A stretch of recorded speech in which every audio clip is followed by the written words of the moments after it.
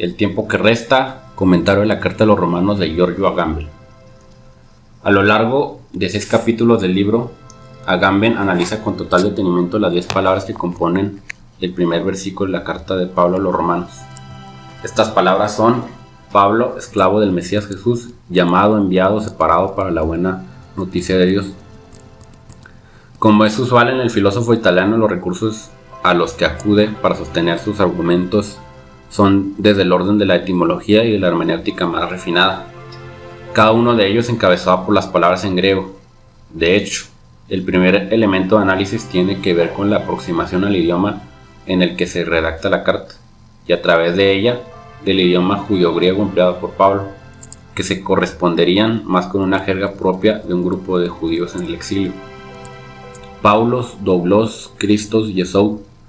Pablo, esclavo del Mesías Jesús, es el primer capítulo dedicado a las explicaciones posibles con respecto a ese afán de hacer de sí mismo un siervo, una persona minimizada, el más humilde y sumiso servidor de aquellos que pudiesen servir a Dios, y en la misma línea de intención por ser el menor de los hombres. Él cambia su nombre por un apelativo, dejó de ser Saulo para convertirse en Pablo, que en griego significa pequeño, escaso o enano, como el enano mencionado por Walter Benjamin. Cletos, llamado elegido, es el que analiza el sentido que le da Martín Lutero a la palabra llamado, o de Max Weber con la vocación, klesis en griego. Para el autor, el llamado no es el reconocimiento del sentido de la vida personal, sino el acto decidido de asumir de forma genérica la suspensión de toda actividad. Al escuchar activamente el llamado, uno está a la espera, expectante en un tiempo que parece no transcurrir y que paradójicamente le da sentido a la vida de quien aguarda, pues lo designa como un separado. Atender el llamado es aguardar, el llamado vocación de donde deriva eclesía o iglesia, convocados. La convocatoria a formar parte de la comunidad mesiánica que sobrepone y absorbe la función que cumplía previamente en el orden de la ley. Es aquí donde comienza a operar el como si no, ser esclavo como si ya no se fuera, es decir, una política en donde la función de servicio sea de siervo mientras es gobernante, obrar como si no lo fuera. Nos llama entonces a una política en donde el que ejerce el poder lo ejerza como si no lo ejerciera, como si fuera un gobernado más entre sus súbditos o pueblo. Aforismenos, separado, es el capítulo que le da continuidad al texto. Ese se centra en el análisis del sentido de la división, de la segregación. La separación paulina marca la decisión no solamente de los judíos, sino también de los no judíos. Los separados se constituyen en el resto, y al existir le dan sentido a la existencia de aquellos de quienes se separan. Son los que no se agrupan y que restan y que están de más. Luego, la entrada de apóstolos, enviado, está dedicada a diferenciar este término de profeta. Pablo se convierte así en el anunciador del nuevo tiempo, que ya no se extiende en un plano espacial. El nuevo tiempo es el tiempo mesiánico contraído, sumario, con otras palabras, equivalente al tiempo que requerimos para comprender la representación mental de tiempo.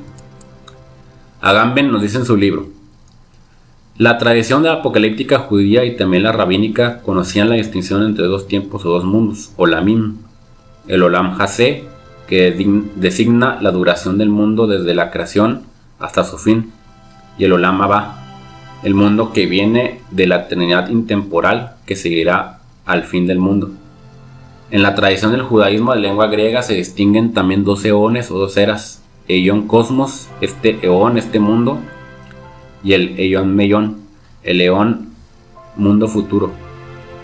Ambos términos aparecen en el texto paulino, pero el tiempo mesiánico, el tiempo que vive el apóstol, el único que le interesa no es ni el olam hasé, ni el olam abá, ni el tiempo cronológico, ni el escatón apocalíptico. Es, una vez más, un resto, el tiempo que queda entre dos tiempos. Si se divide con una cesura mesiánica, con un corte de apeles, la división misma del tiempo. Es decir, el acontecimiento mesiánico es comunitario de una comunidad mesiánica. En el tiempo histórico cotidiano como Cronos, irrumpiendo como otro tiempo como Kairos, no solo en el presente o en el pasado, rememora ciertamente todo lo que ha anunciado las imágenes. El tiempo ahora salva, en esa memoria que sitúa en la historia mecánica el nuevo momento a las víctimas del pasado. Es el acto redentor que paga el rescate del pasado y del presente, debido a que los pone en acción como actores colectivos reales a la comunidad mesiánica en vista del futuro. El evento mesiánico subsume a la ley, la niega con su tiempo y su eón o su época, pero la superación estaba en otro nivel, ya como la misma historia, la cual no está en el mismo nivel u horizonte. Ha habido un salto cualitativo. Enrique Dussel, por ejemplo, menciona en su libro Pablo de Tarso en la filosofía contemporánea todo el problema de los diversos tiempos y sus cualificaciones. Hay dos tipos de tiempo, pero igualmente dos niveles, dos etapas, eones en griego, de dos tiempos, siendo el segundo inaugurado por un tiempo mesiánico. Para Agamben, los dos tiempos son A, el tiempo cotidiano, el cronos, y B, el tiempo mesiánico, kairos, que inaugura el C, tiempo escatológico o el que se abre a la eternidad. Asimismo, el filósofo italiano nos comenta: esta representación tiene el mérito de mostrar claramente que el tiempo mesiánico, honun kairos, no coincide con el fin del tiempo, ni con el eón futuro o la era futura, ni tampoco con el tiempo cronológico profano cotidiano, aunque no es exterior respecto a este último. Es una porción del tiempo profano que sufre una contracción que los transforma íntegramente. Esta heterogeneidad está representada de modo insuficiente en nuestro esquema por medio del trazo discontinuo.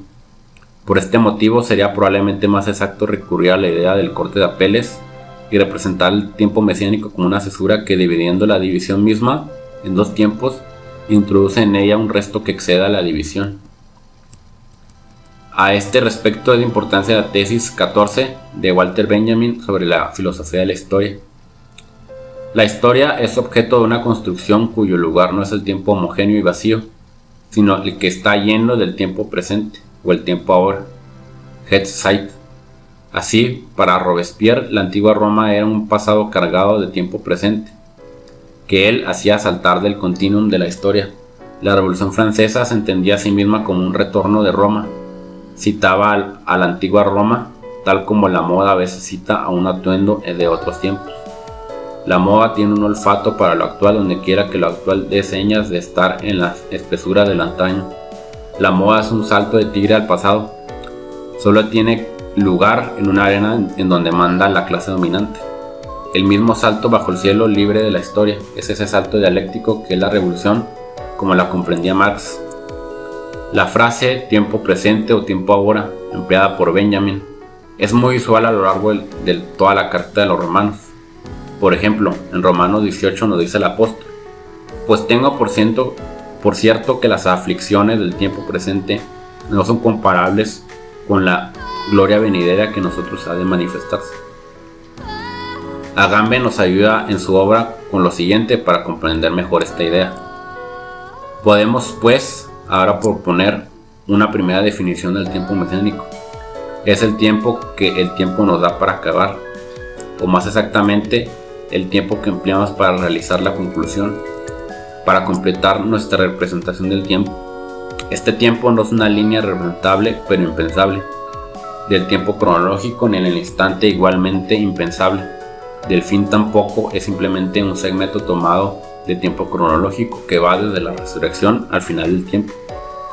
Es más bien el tiempo operativo que urge en el tiempo cronológico que lo elabora y lo transforma desde el interior, tiempo del que tenemos necesidad para concluir el tiempo, y en ese sentido el tiempo que resta.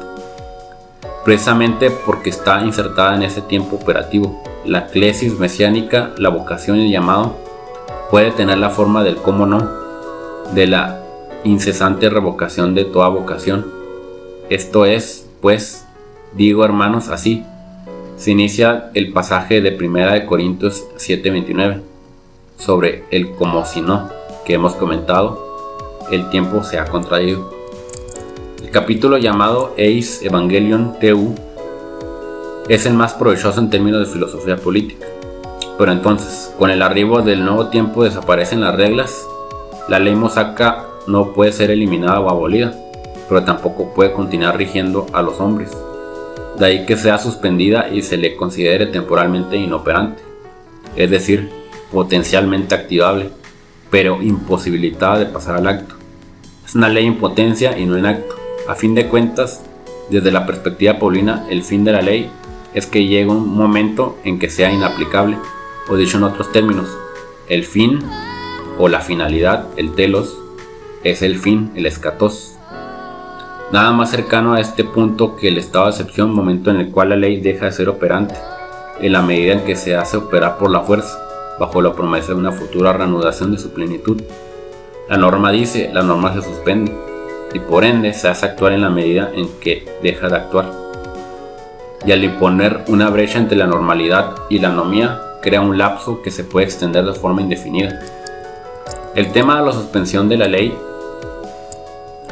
en el evento mesiánico, que no es un estado de excepción, sin embargo es de una comprensión distinta porque este al final es una referencia a la ley, ya que levantado el estado de excepción se vuelve el estado de derecho, que no es lo mismo que un auténtico estado de rebelión sin retorno.